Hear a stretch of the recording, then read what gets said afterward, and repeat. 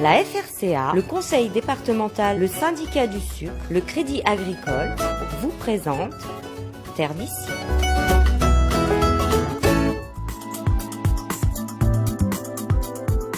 De leur passion pour les palmiers, ils en ont fait leur métier. À l'étang salé, au chemin Magniron, Corinne et Daniel Abmont ont su créer ici un véritable petit paradis. En reprenant voici une dizaine d'années cette exploitation horticole, le couple s'est lancé dans l'agriculture après une reconversion professionnelle. Spécialisés dans la production de ces palmacées, Corinne et Daniel proposent aujourd'hui un grand choix de palmiers de toutes sortes. On propose des variétés effectivement qui sortent un petit peu de l'ordinaire, mais qui restent très adaptées à notre climat. Et on propose aussi les classiques, multipliants, bouteilles, bonbonnes, etc.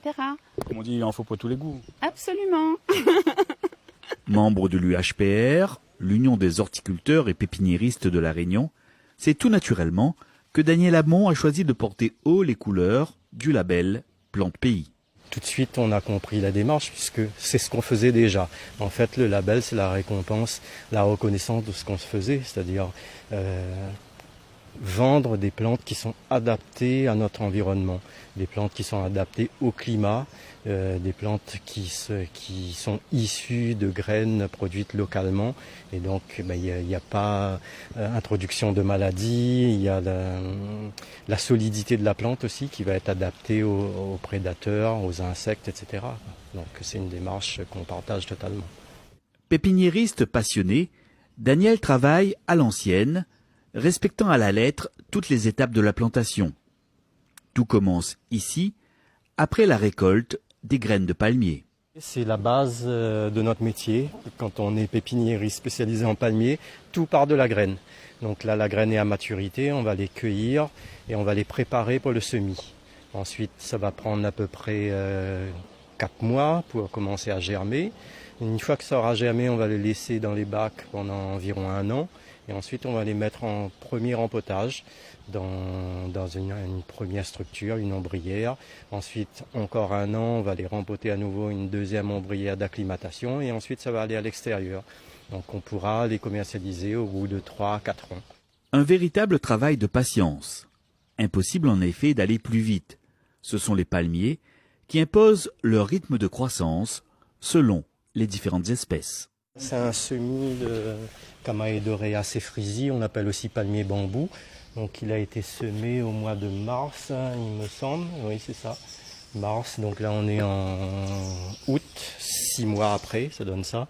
Donc on va les sortir, je pense, d'ici la fin de l'année pour faire le premier rempotage. Ça c'est le Bismarckia. Donc ça par exemple c'est un semis de 2015. Donc là on est en 2019. Donc c'est vraiment très lent. Là, un qui est beaucoup plus rapide, ça c'est un semis de queue de renard de l'année dernière, 2018. Et donc là, il y a déjà l'enracinement, la graine et puis la première feuille qui va s'ouvrir ici. Finalement, il faut être très patient dans ce... C'est vraiment la qualité principale de ce métier, c'est être patient, savoir attendre. C'est pas du spontané. Les étapes de rempotage sont vraiment nécessaires. Donc il faut en moyenne 1 an entre chaque rempotage. On en fera 3 sur le cycle de production. Et puis ensuite, ils sont aptes à être en pleine terre.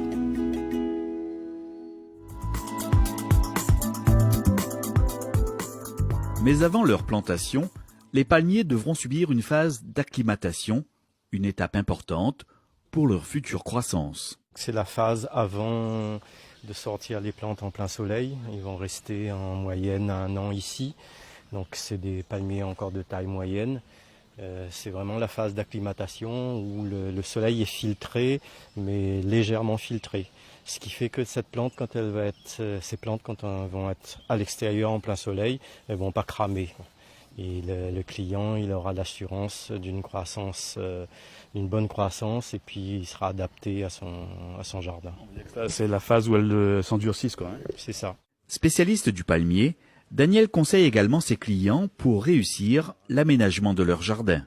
Souvent, on dit aux gens qui commencent un jardin, il faut le structurer avec, par exemple, des palmiers qui poussent vite et qui vont protéger ensuite les petits en dessous. Et puis, si on a aussi des endémiques ou des arbres fruitiers, les palmiers peuvent tout à fait aller en dessous. Et pareillement, sous les grands palmiers, on peut aussi planter des plantes fleuries, des orchidées sur les troncs et tout ça, ça se marie très très bien. Ce jour-là, Béatrice et Patrice sont à la recherche d'un palmier original qui embellira leur nouvel environnement. Nous, on voulait surtout avoir un coup de cœur déjà, et puis que ça aille avec les conditions de plantation dans le jardin quand même, quoi. Il faut quand même que ça s'acclimate. Donc c'est pas le tout aussi de céder au coup de cœur, mais pour aujourd'hui on a de la chance. Donc on a le coup de cœur qui va aussi avec le jardin et son exposition. Donc tout va bien. Ouais. C'est le Beccario Phoenix fenestralis, qui est vraiment magnifique avec ici sa palme qui est découpée donc à la base, et ici c'est refermé. Et même on l'a vu là-bas en pleine terre, c'est vraiment un sujet magnifique. C'est l'avantage justement, on voit en petit et on voit en grand, on peut se projeter et voir ce qui va en devenir dans l'avenir, quoi. Donc voilà que... Donc ouais. Donc c'est votre choix là. Oui, c'est notre choix, c'est notre dernier mot. Ce couple-là, donc il recherchait vraiment l'originalité, quoi. Oui, tout à fait. Il recherchait un palmier qui va en plein soleil, qui ne devienne pas très très grand, et surtout qui sorte un petit peu des espèces classiques qu'on a l'habitude de voir. Comme le Paul et Virginie, Bouteille, Bonbonne, il voulait tout à fait autre chose. Architecte paysagiste, Ludovic Franceschi est venu chercher ici l'inspiration pour ses futures réalisations. Moi, j'ai en plus de casquettes, je fais aussi bien de l'intérieur que l'extérieur. Mais je considère que l'extérieur, d'abord, c'est la première chose que l'on voit, et c'est une relation qui est continue avec l'intérieur, en fait. On vit à l'intérieur, on vit à l'extérieur, et pour moi, c'est un ensemble. Donc ma démarche, elle est là, et à chaque fois, un contexte différent, un client différent, une ambiance différente. La plante, c'est de la déco aussi. Chaque plante apporte une ambiance différente. Quelle ambiance vous souhaitez? Qu'est-ce que vous souhaitez y faire? Je suis designer, en fait. Forme, fonction. Là, on a vraiment la taille qui va doubler chaque année en pleine terre, avec des feuilles immenses, majestueuses, cette couleur bleue qu'on retrouve nulle part ailleurs. Alors, vous voyez ce palmier, j'ai essayé de l'implanter dans le sud-est de la France où pratiquement on peut avoir, il y a pratiquement toutes les plantes tropicales. Eh bien lui, non. Pourtant, palme coriace, on a l'impression qu'il va être résistant, il ne résiste pas au froid en fait. Dès que vous approchez les zéros, terminé.